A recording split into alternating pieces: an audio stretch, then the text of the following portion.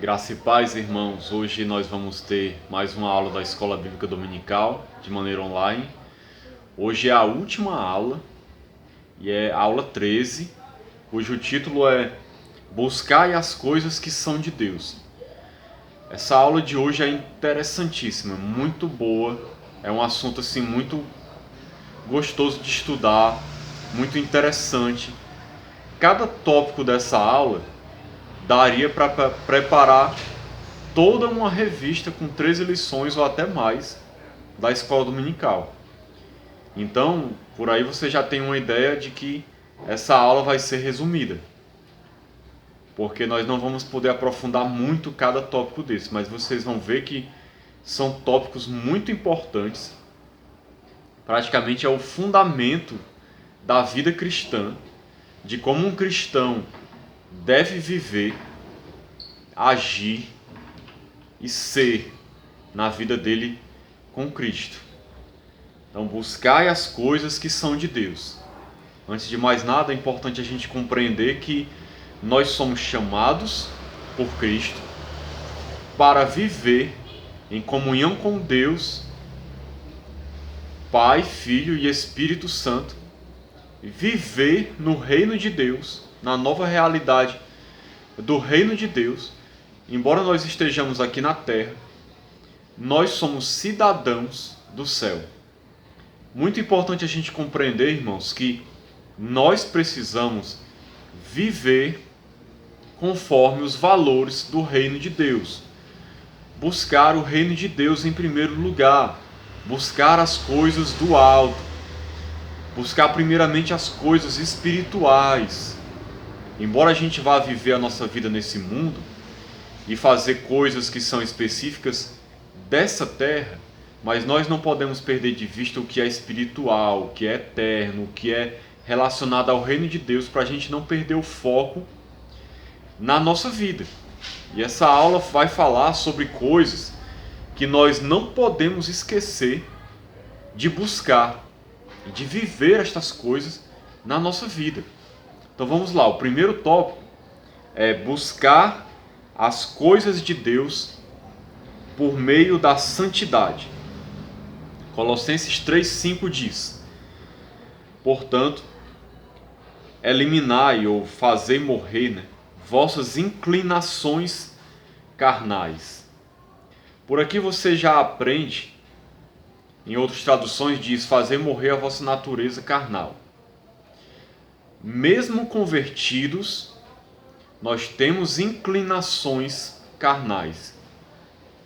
Nós ainda temos uma natureza carnal. Embora sejamos pessoas espirituais quando nos convertemos a Cristo. O que significa isso? Ter inclinações carnais. Significa que nós ainda temos o pecado habitando dentro de nós, na nossa natureza, no nosso ser interior. E por isso nós temos uma inclinação. Somos tentados, o pecado nos atrai para fazer coisas que não agradam a Deus, para viver de uma maneira que não agrada e não glorifica a Deus. A gente sempre vai ter essa inclinação, ou seja, vai ficar pendendo para isso, sendo atraído para isso, para o pecado. Então nós vamos ter que lutar contra isso. Por isso que Paulo diz: eliminai vossas inclinações carnais. Como é que você faz isso? Buscando a Deus, se alimentando de Deus, se enchendo de Deus, se envolvendo com Deus, com as coisas de Deus. Quanto mais você busca de Deus, mais a sua carne, sua natureza pecaminosa perde força. Então, ele dá exemplos aqui dessas inclinações carnais. Prostituição. Lembrando que prostituição não é só aquelas pessoas que estão por aí fazendo ponto em algum canto ou dentro de uma casa de prostituição vendendo o seu corpo. Isso aí é um tipo de prostituição, mas prostituição é todo tipo de relacionamento sexual ilícito, seja fora do casamento ou antes do casamento. Uma relação sexual lícita só é aquela que é no casamento, que foi aprovado por Deus, entre os cônjuges. Qualquer coisa fora disso é prostituição. É a palavra grega porneia, que está relacionada à pornografia, de onde vem a palavra pornografia, porque tudo que é fora do casamento, de relacionamento sexual, é ilícito, é pecado, não agrada a Deus. Então isso é que é prostituição. Impureza, ou seja, buscar coisas impuras, ou ter um coração impuro, ser impuro, ter atitudes impuras, coisas que não são puras, coisas que vão contra a santidade, contra o caráter de Deus, que são contrárias aos mandamentos de Deus. Paixão, ou seja, paixão é aquele desejo desenfreado, um vício, uma coisa que você deseja ardentemente e que é pecado. Isso é paixão. Desejo mal, avareza, que é idolatria, o texto fala aqui, porque amar o dinheiro é ser idólatra. Se você vive em função do dinheiro, ama o dinheiro, você é um idólatra, está adorando um ídolo. O dinheiro se tornou o seu Deus, no lugar do Deus verdadeiro. Isso é avareza, amar o dinheiro. Então ele está falando aqui primeiramente da santidade.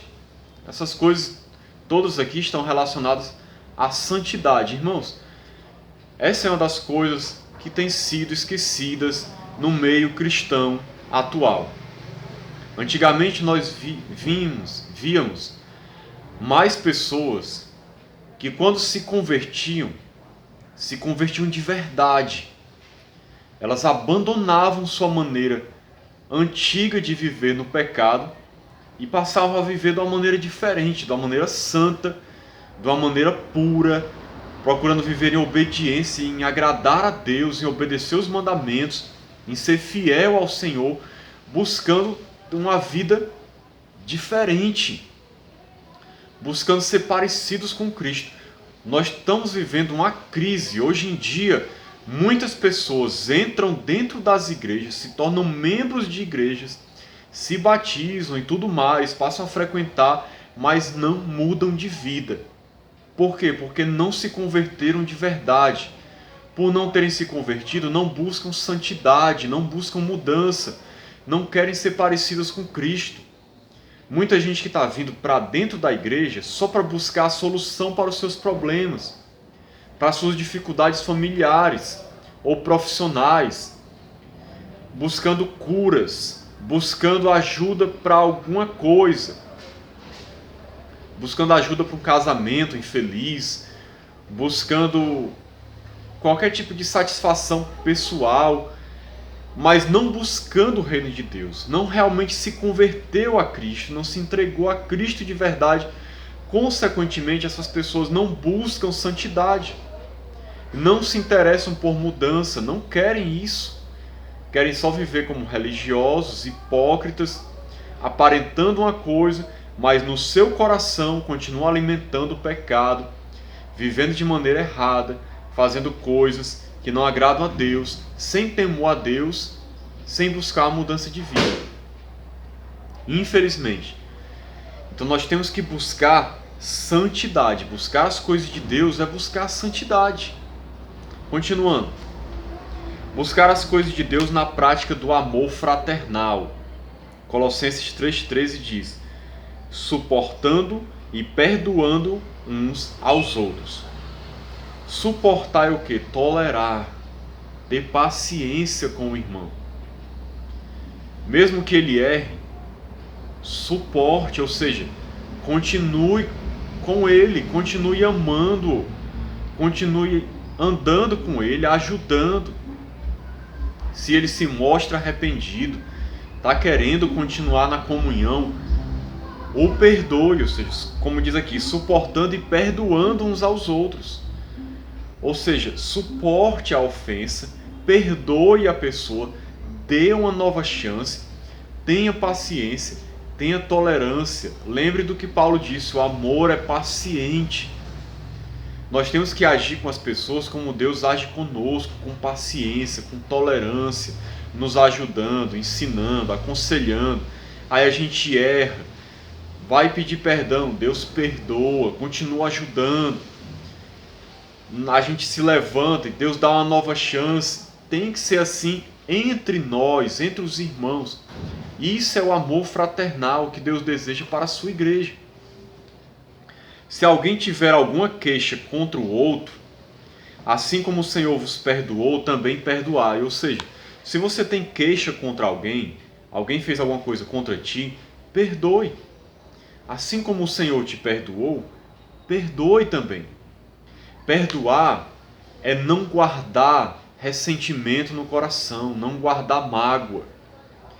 Embora você não esqueça o que aconteceu, mas você não vai mais ficar guardando nenhum tipo de ressentimento, desejo de vingança, mágoa.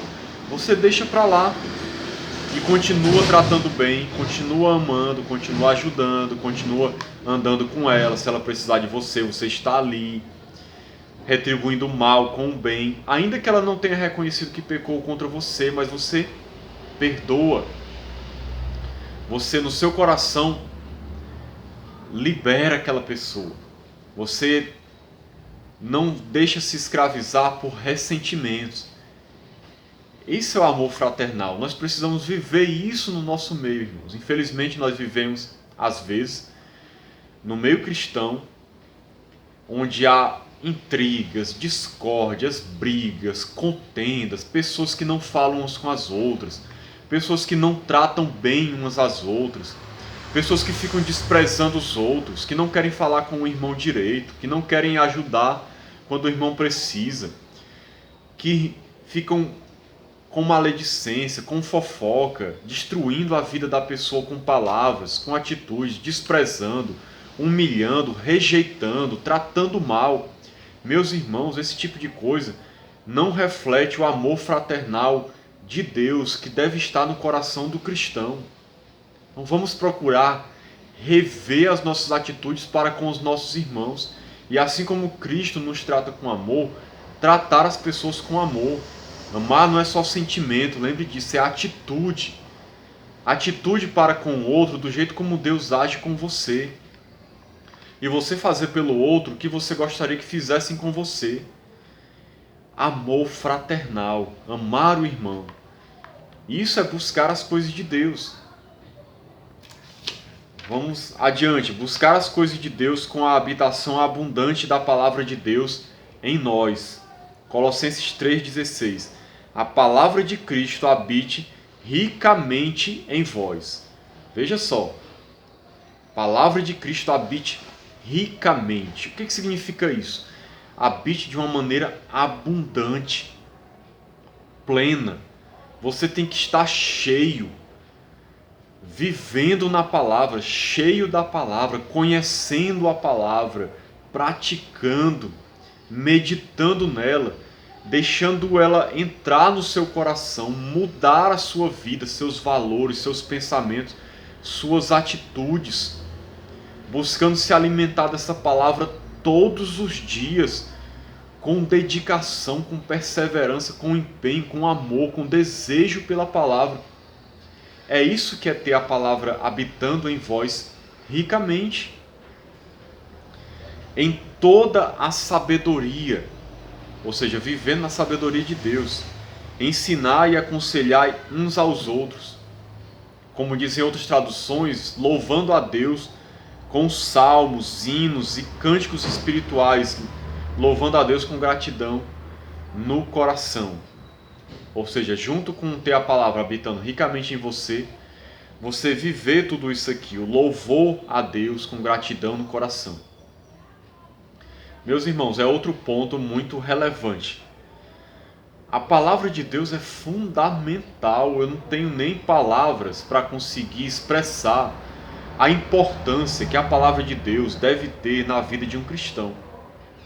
O próprio nome está dizendo, a palavra de Deus é o ensinamento de Deus para o seu povo. São as orientações de Deus para a sua igreja. Nós não podemos viver sem essa palavra. Nós não podemos agradar a Deus se a gente não conhecer a sua palavra. Nós não podemos ser santos, buscar as coisas de Deus, se nós não tivermos a palavra no coração. Eu não consigo entender, compreender como é que existem pessoas que se dizem cristãos, mas não amam a palavra, não a leem, não meditam nela. A palavra não está no seu coração, ele não a conhece, não tem prazer nela, não vive nessa palavra, não obedece, nem conhece como é que vai obedecer. Mas a pessoa ainda diz que é cristão, frequenta a igreja, frequenta cultos, vive uma religiosidade, cumpre rituais, mas não conhece a palavra, não vive a palavra. Irmãos, isso não adianta de nada. Isso é hipocrisia. Isso é uma coisa abominável e sem sentido. Então, irmãos, se você diz que é cristão, não lê a Bíblia, não conhece a palavra de Deus, não tem prazer nos seus mandamentos, não obedece, como é que você pode dizer que é cristão? Como é que você pode dizer que está buscando as coisas de Deus? Jesus disse claramente: aquele que tem os meus mandamentos e os guarda, esse é o que me ama. Ou seja, aquele que conhece a palavra, obedece os mandamentos. Jesus diz assim também: por que me chamais Senhor, Senhor, e não fazeis o que vos mando? Ou seja, de que adianta dizer que Jesus é Senhor e não obedecer a Ele? Estamos vivendo uma crise, irmãos. Na igreja, na instituição, eu falo, de pessoas que dizem ser cristãos e estão morrendo de fome espiritual. Não se alimentam da palavra. Estão num estado de inanição, perecendo. Como diz a palavra de Deus, o meu povo perece por falta de conhecimento. Tem gente perecendo na igreja por falta de conhecimento. Vamos lá. Buscar as coisas de Deus com compromisso e oração. Colossenses 4:2. Perseverai na oração, nela permanecendo atentos com ações de graças.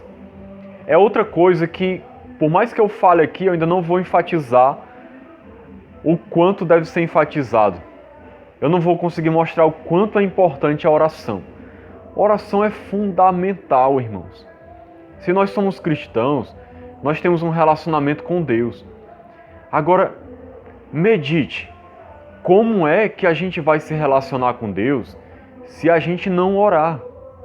Oração é falar com Deus, é conversar com Ele. É tentar ouvir sua voz ali falando ao seu coração também, lhe dando direção. Como que eu posso dizer que eu sou cristão se eu não me relaciono com Ele, se eu não falo com Ele, se eu não oro? Tem cristãos que não oram, irmãos. Ou apenas tem aquela oração religiosa, vazia, mecânica. Uma coisa feita por obrigação. Onde ela passa uns poucos minutos falando alguma coisa repetitiva, como se fosse uma reza, como que para cumprir uma obrigação, um ritual, não tem nem prazer naquilo, não vê a hora de terminar, e tem gente que nem isso não faz.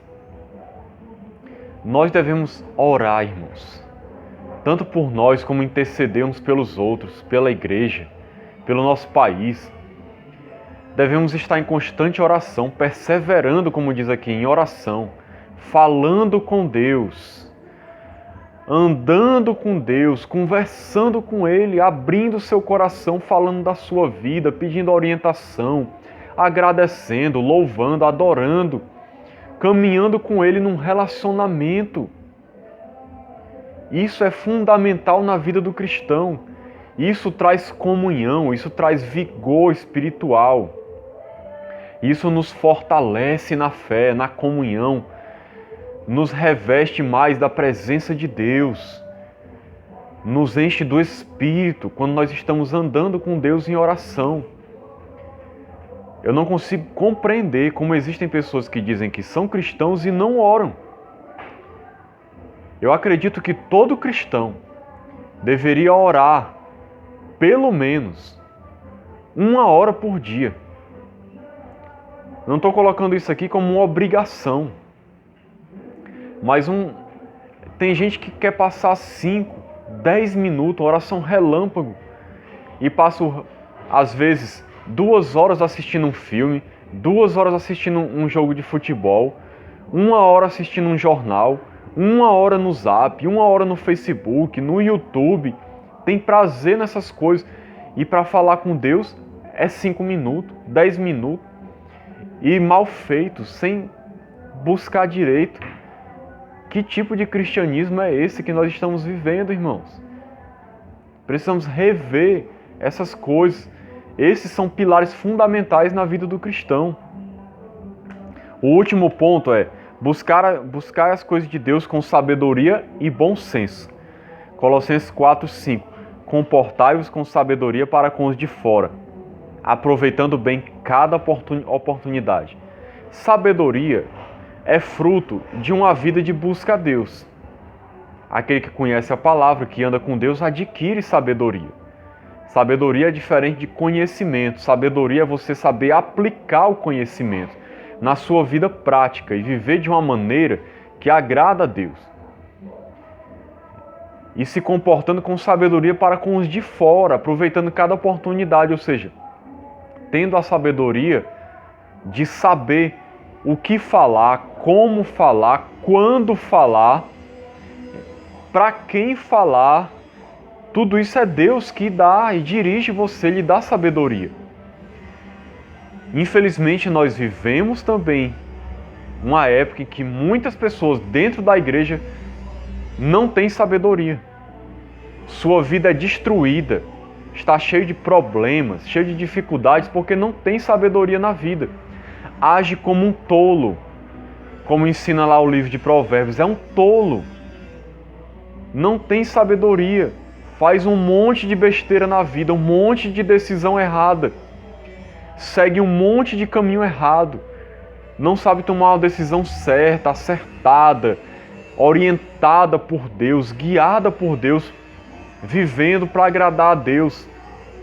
Só bate cabeça, só leva pancada porque não sabe como agir, não tem sabedoria de Deus.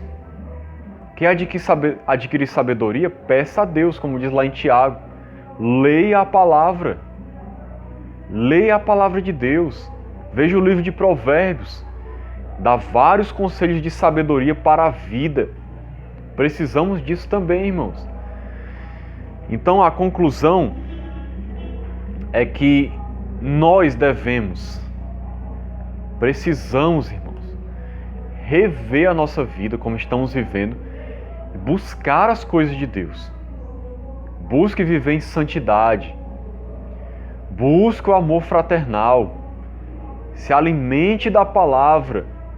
Seja uma pessoa que ora. Seja uma pessoa que anda com sabedoria. Se você fizer essas coisas, meu irmão, a sua vida vai para um outro nível. Vai para um outro nível. Você vai conseguir viver o que Deus tem para a sua vida de uma maneira maravilhosa. Você vai ver como muitos problemas vão se resolver automaticamente, só devido à sua maneira de viver. Então busque essas coisas e você vai ver o quanto Deus vai abençoar a sua vida. Que Deus nos abençoe, nos ajude, nos dê força e perseverança nisso, em nome de Jesus. Amém.